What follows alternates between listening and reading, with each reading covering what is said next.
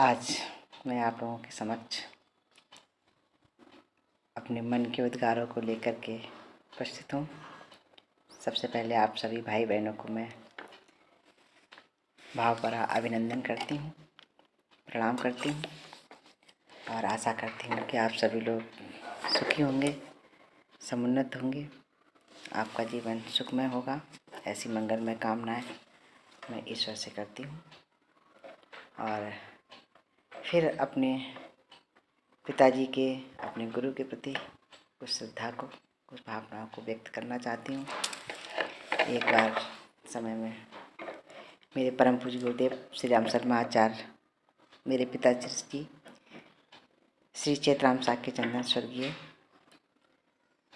उनके बीच जो संबंध थे, उनके बीच में जो प्यार था, उनकी जो उद्गार थे, उनको लेकर मैं आज आप सबके सामने प्रस्तुत हूँ। कौन कौन सी घटनाएं मैंने पिछले एपिसोड में आप लोगों को बताई कि श्री राम शर्मा क्या थे, मेरे गुरुदेव, मेरे पिताजी के साथ में क्या क्या घटित हुआ था।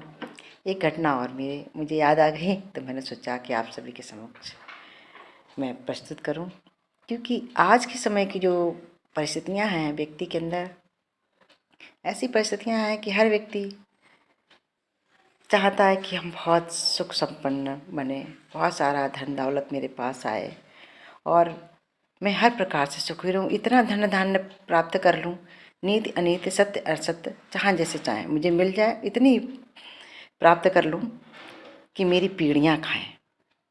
ये आज हम लोगों के अंदर विचार रहता है, हमारे अंदर ये भावनाएं रहती हैं। आप सभी ऐसी होड़ मची है पैसों को प्राप्त करने की।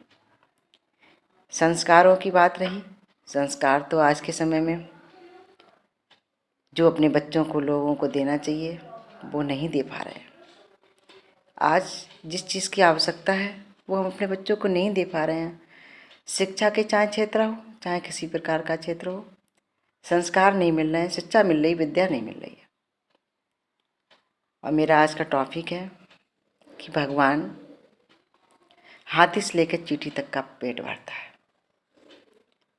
और साथ कुछ नहीं जाता, सब यहीं पड़ा रह जाता है। सिकंदर ने कितना धन प्राप्त किया, इतना धन प्राप्त किया, इतना जो आप सभी लोग उससे अवगत हैं कि जहाँ उसकी पीढ़ी दर पीढ़ी खाती और वो मिट ना पाता, ख़त्म नहीं उसका हो पाता और वही रहा। मगर लास्ट समय उसने कहा था, जब वो मरा तब अपने अनुयायियों से उसने कहा कि ऐसा करो, जब मैं मरूँ ना तो मेरे दोनों हाथ बाहर निकाल देना, मेरी आरती के बाहर, जिससे ये संसार देख सके कि देखिए मैंने कितना प्राप्त किया और मेरे साथ कुछ नहीं जा रहा है। वही सी घटना एक छोटी सी है। मेरे पिताजी गुरुजी के सामने श्री राम शर्मा आचार्य जी पहले बहुत समय दिया करते थे अपने शिष्यों को। जब लोग जाया करते थे, वही 62 से मेरे पिताजी गुरुदेव से जुड़े हुए, श्री राम शर्मा आचार्य जी से। उसके बाद से जब भी कोई सत्र लगते या कोई वहाँ पर शिविर वगैरह में बुलाया जाता तो हर साधक को 15 मिनट का समय दिया जाता था बोलने के लिए।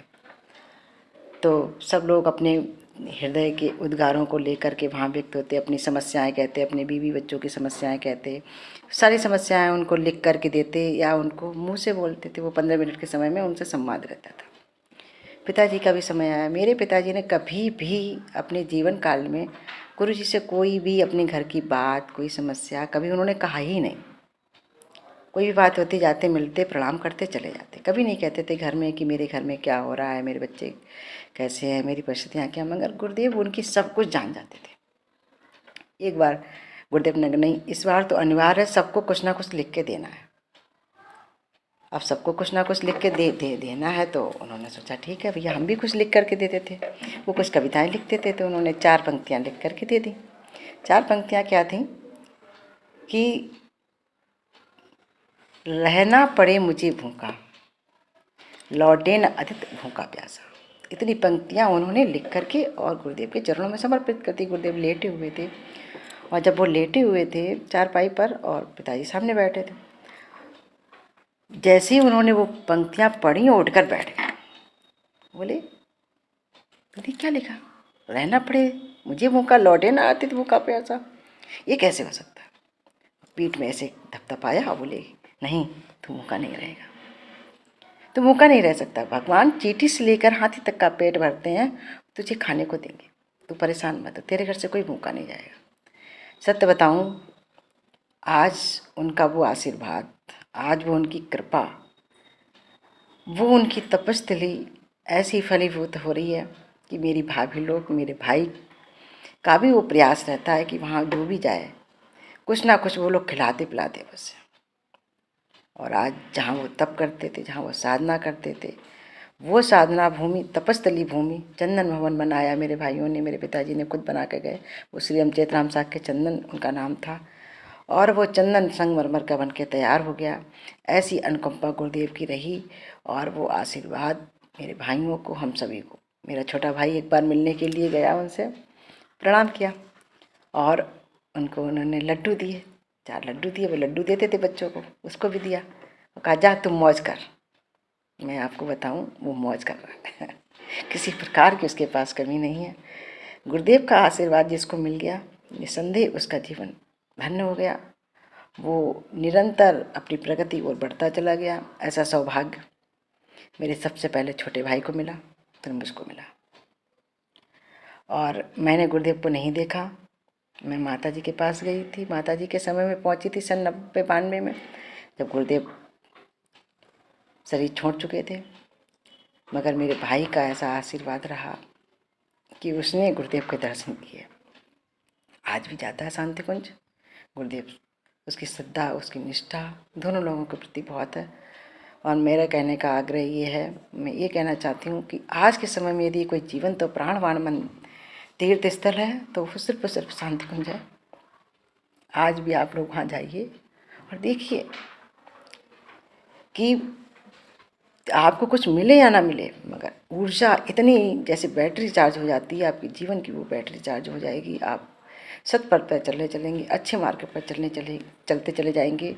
और इसीलिए जो ये गुरुदेव ने कहा कि कोई भूखा नहीं रहता है, मैं भी इसी मार्ग पर चलती हूँ। मुझे कुछ मिले या ना मिले, मुझे पता है कि भगवान साथ जरूर देता है उन व्यक्तियों का जो व्यक्ति सत्य मार्ग पर चलते हैं, अच्छे कर्म करते हैं, किसी को दुख नहीं देते, तो उसे कोई भी शक्ति निराश तो नहीं कर सकती, परास्त नहीं कर सकती है। संदेह आप लोग अच्छे कार्य करते रहिए। यही मंगलमय कामनाएं आप सभी के लिए है। यदि कुछ कहने में त्रुटि हो तो उसके लिए क्षमा कीजिएगा। धन्यवाद। आपने मेरा विचार सुना, अगर अच्छा लगे तो प्लीज़ शेयर कर दीजिएगा, जिससे लोगों को अपने गुरु के प्रति श्रद्धा बनी रहे, अटूट निष्ठा बनी रहे। और इसी वाणी के साथ साथ में मैं अपनी वाणी को विराम देती हूँ। ओम शांति।